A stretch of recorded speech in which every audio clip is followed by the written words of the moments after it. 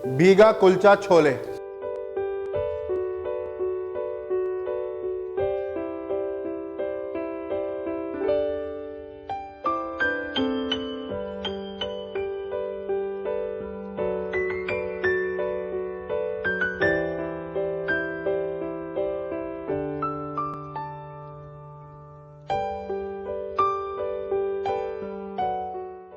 Hi, this is Chef Saurabh and welcome to Sanjeev Kapoor Khazana.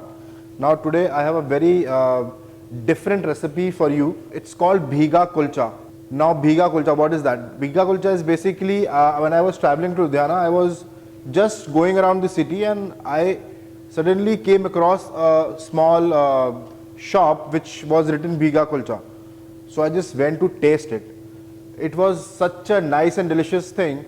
It was kulchas that we get in the normal bakeries and all with very delicious chola. I'm trying to copy that recipe so that it comes out really nice.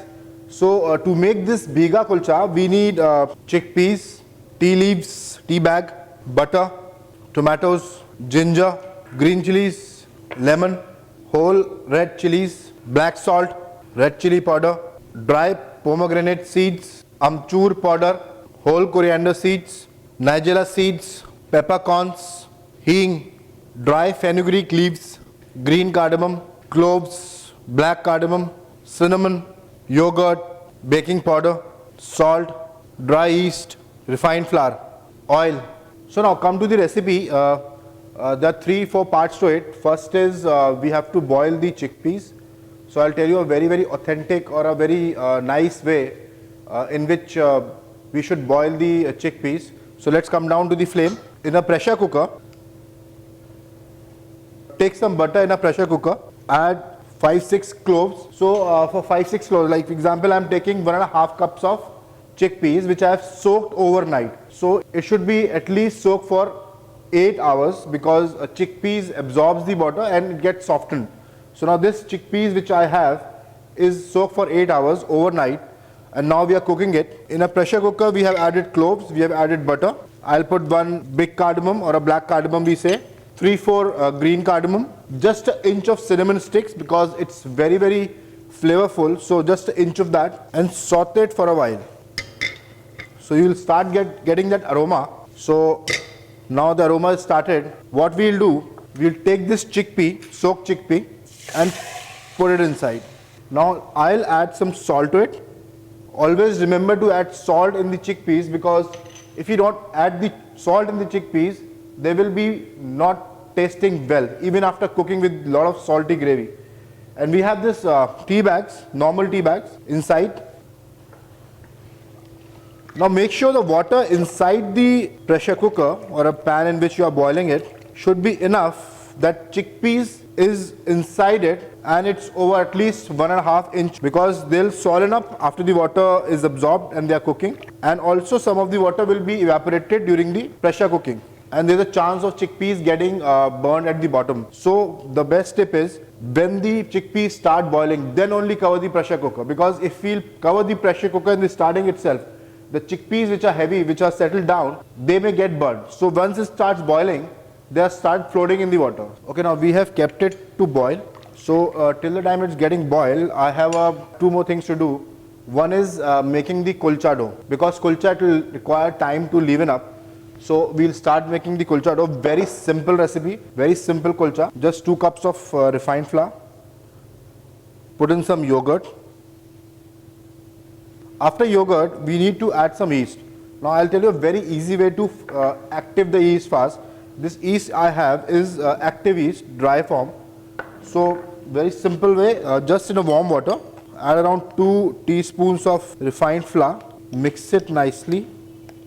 Normally people add sugar, so flour is also a kind of sugar only. So this yeast inside this flour. Now when we have done this, I'll just micro it for 5 to 6 seconds so that it can get that temperature.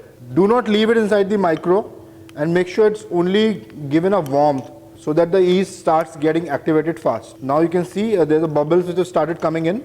Now we have to keep it for 15 to 20 minutes to rest. So before making the dough, you can do this exercise before starting the dough. So now I'll keep it for 20 minutes. In the meantime, I have this already fermented yeast, which I'll add inside the dough. For 2 cups of flour, we need around 1.5 teaspoon of yeast. So make sure 1.5 teaspoon of yeast you take with 1 or 2 teaspoon of flour inside the water, fermented, and add inside the dough. Now we'll add some salt, some butter. Butter is basically to shorten the dough, so it's more khasta kind of. Now we'll mix it. Slowly add some water to it. Make sure you add the water very slowly, because if it's get too much of water inside, then it will be difficult to handle the dough. So now I have added water and it's enough, because remember we have added the yeast with water, we have added yogurt into this, we have added butter, so not much water is required inside. Nice soft dough, very nicely beaten up. So I'll tell you one thing, a very nice dough or a perfect dough, it gives a sign when we are making the dough of it. It will start taking all the dry flour and it will not stick to your fingers. See, now it started leaving my fingers, so the dough is perfect. That shows the amount of water required and amount of liquid inside the dough is very, very accurate. So now we'll keep this dough to rest for 10-15 minutes. Now when we have kept the dough to rest, our chickpeas have started boiling. Now it's the right time to close it. So we'll close this pressure cooker. So now we'll keep it at least for 5 to 6 whistles, and then we open and check if the chickpeas are done or not. So I'll keep it aside, and in the meantime I'll tell you a very nice recipe of chana masala. Normally don't make it, but if you want to, if you don't have that chana masala in the market, I'll give you a very secret recipe which I have learned from my mother. So we'll keep it on the pressure, and now we are going to make chana masala. So what I'll do, I was thinking how to tell you about proportions of that. So what we'll do, we'll take any spoon. I'll take this spoon, or I'll take a smaller spoon. Take a teaspoon, so that the minimum quantity is there, and we will start adding as per the spoon. Okay, now with this spoon, so it doesn't mean any spoon you have at home. Because of the proportion, we will count with this spoon only. So the basic and the most important ingredient in chana masala is coriander. So we'll add 6 spoons of coriander seeds, 1 full spoon of black peppercorns, hing, just quarter of spoon, very pungent, so not much, cloves 1 spoon, cardamom 1 spoon, around 6-7 cloves and 6-7 cardamom, black cardamom 1 enough. Now we have this amchur powder, 2 spoons. Again, a very important ingredient in this is dry pomegranate seeds, 3 spoons. Red chili, if you want to make it very spicy you can add more, but I'll add 1 spoon of red chili powder, half a spoon of black salt. The secret ingredient is nigella seeds, just 1/4 of the spoon. It's very pungent, so we'll not use this much. Then we have cinnamon, around 2 inches of cinnamon. Then we have dry fenugreek leaves, 4 spoons of fenugreek leaves. Now this is the chana masala. Normally we get very easily chana masala in the market, so use that. If in case that's not there, this is a beautiful recipe. Just grind this now. Okay, let's check what is the status. Wow, beautiful flavor. I think it's a bit coarse, so I'll mix it again. So as much you blend it, you will get that fine powder. So now this is our chana masala powder which is ready. Now what we'll do, till the time our chickpeas are boiling, I have this dough which is almost soft and nice. So I'll give you a very nice trick. This I have tried during my working time. I am using baking soda, and I'll make a very nice mixture which I'll layer inside the dough, which will give it nice crispiness, which will give it nice look and nice taste. So we have this dough. Just keep it like this. In a bowl, take some butter. All of us had this lachha paratha we have been eating at different restaurants. So what they do is they layer it with butter and refined flour. What I have done is basically baking soda reacts with the acid. So what will happen, I'm adding this lemon juice inside the butter to make it acidic. Some red chili powder. I'm not adding salt because butter is already salty. And secret chana masala we have here. We have just made. We have made it right now, and we are adding into this butter some salt. So this is a butter which is ready for layering. Now in a different bowl, I'm going to prepare a flour which is having a lot of soda. Take this around 2.5 spoons of refined flour and 1 full teaspoon of baking soda. I'll give you a tip here. baking soda and baking powder. Baking soda reacts with the acids only, and in baking powder there is cream of tartar and baking soda mixed, so that when you add inside the water it will get reaction. But baking soda if added to the water doesn't react. So I've added lemon inside the butter and I've added baking soda inside this flour. So just to show you, take a small spoon of this butter and add this flour inside, mix it. This is to show you the reaction which will happen. You can see these bubbles have started forming in. So this is the reaction between acid and the baking soda. So now we have this dough. What we'll do, you all must have seen in the puff pastry or patties and this puffs we eat, they layer it. Same way when they make kulchas in Amritsar in Punjab, they layer it with the fat. So I'm going to layer that fat inside. Just line with the flour. Make a thin sheet with the rolling pin. Now we have this lemon and butter mixture. We'll put it on the dough. Spread it very nicely so that it can be mixed and have a nice layer when we will fold it. Now we have this baking soda and the flour. We'll start spreading over this butter mixture. Now what will happen, the reaction between the soda and the acid of lemon will start fermenting. Put lots of flour over it because we are going to fold it now. Spread it with the hands. Now as you can see, one fold, another fold. Put remaining butter and the acid and the lemon. Put the flour. Now this is the layering which we have done. Now this is done and we have to keep this inside the refrigerator for at least 20 minutes so that the butter and the lemon which is inside, which is layered inside, gets some hardness. So it will form nice layer.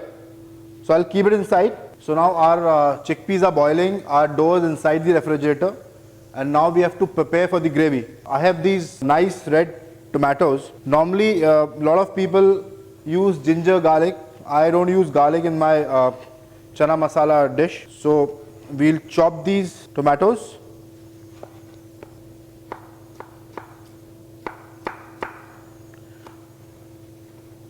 Now our tomatoes are done. We have this ginger. I'll use this ginger. I'll grate inside the gravy.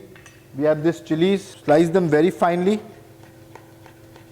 So these chilies are very important in this particular recipe because what I'm thinking is I'll flavor this butter or the oil which we'll use for tempering this chana masala. We'll use this chilies. So oil will be flavored by the chilies. So now our chilies are also done. Tomatoes are done. Okay, now let's check the chickpeas. Yes, they are done. It took 8 whistles to do these chickpeas. What you have to do, don't forget to remove this tea bag from inside the chickpea liquor and do not discard the liquor also. So we have this black cardamom. I'll remove this also. Now we have this pan ready to make a chickpea masala. Now take some oil. Now in this, the green chilies which we have slit, we'll put in this oil. This is a very different recipe but very tasty. It's very good for people who don't take ginger and garlic. So without garlic, very tasty chana masala. So you can see this chilies frying in the oil and flavoring it. So more robust flavor, I'll add this red chili. Just break it with your hand, add it. Make sure you slow the flame when you're doing this because red chili gets burned very fast. Nice aroma is coming of chilies with the oil. Now we have this secret chana masala. 1, 2, 3, 4. 4 spoons of this masala inside. You have to roast this masala in the oil. I can see the oil is less, so I'll add some more oil because dry masala absorbs the oil. So you need to have a lot of oil in this. This particular step, adding chilies inside the oil, adding dry masala, chana masala inside the oil is the heart of this recipe. Don't forget to do that because if you don't do that, the taste will not come. Now it's done. So now we have this chickpea boil. Don't waste the liquor, just with the liquor put it inside.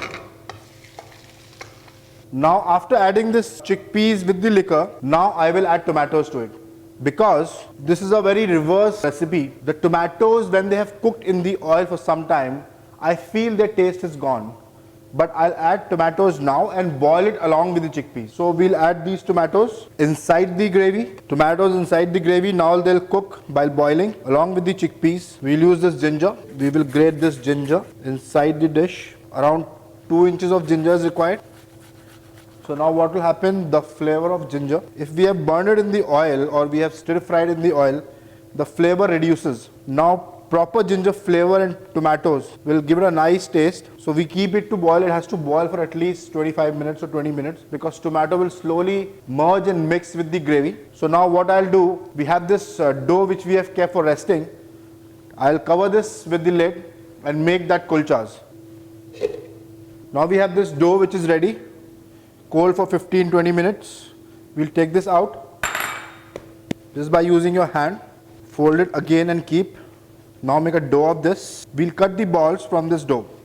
Leave it outside only so that it can soften up faster, because in cold temperature the dough of the flour doesn't get softened up. So we'll keep it outside just for 5 minutes. Then we'll roll it and cut the balls of this dough. Now friends, the dough is rested for 5 minutes. So now we'll roll this dough. We'll make small balls of this. Take some flour, dust it, cut equal balls with your knife. Just roll it like this, put in the flour and make balls. So we have made the balls of these this layered dough. What we'll do, we'll keep it to rest for at least for 3-4 minutes. Make sure you line this with the refined flour beneath, because it can stick to the board. Now I have this baking tray. What we'll do, we'll prepare the baking tray. Take some oil and spread it on the baking tray, because we'll bake our kulchas in the oven for at least 7 to 8 minutes at 250 degrees centigrade. So this tray is ready now. Our kulchas are ready. Sprinkle with nigella seeds. You can also sprinkle with chopped coriander, chopped mint, chopped ginger, whatever you want. Even the cumin is also a very good option. So I'll put this nigella seeds over it. Take a rolling pin.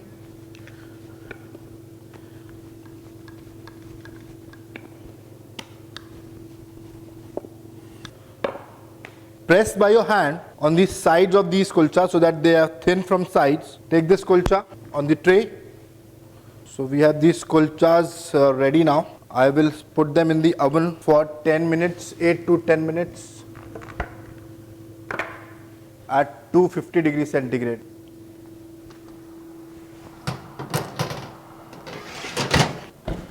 Okay, now let's check our chickpeas. You can see very nice brown in color, beautiful tasty chickpeas are ready. The tomatoes has mashed with the gravy, giving a nice aroma along with the ginger. Now we'll close the flame and check on our kulchas. So this is our beautiful crispy kulchas. The first thing you have to do when you take out from the oven, put some butter over it. This will help it getting soft and nice aroma will come.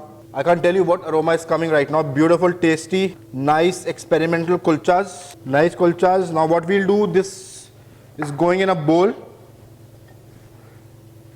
Make sure you have some gravy in this into this chickpea, because if it's too dry, then the kulcha will not soak anything. So I have this tomato and its own liquid inside. What I'll do, I'll put on the kulchas. Normally when I had it in Ludhiana, that kulcha was completely submerged inside this chana liquid, but I'm doing it here in a different presentation. I'm putting half of the kulcha inside the liquid and half outside. Now what will happen, you can have it nice crispy kulchas, and then you can scoop out with the spoon the soft kulchas which have soaked the gravy. So this is your Bheegha Kulcha, which is now ready. Just enjoy.